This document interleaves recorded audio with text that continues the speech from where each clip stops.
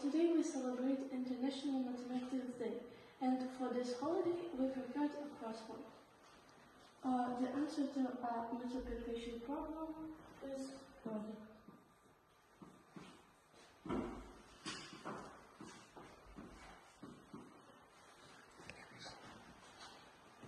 The number to start with 3.14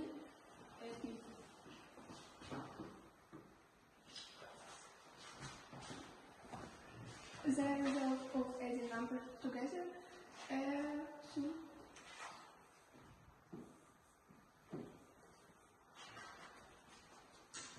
A polygon with three sides, a triangle.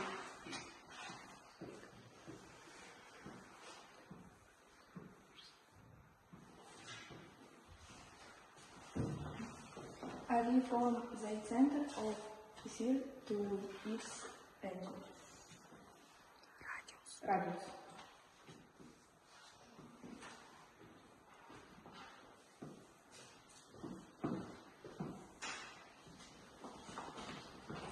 The shape with four equal sides is square.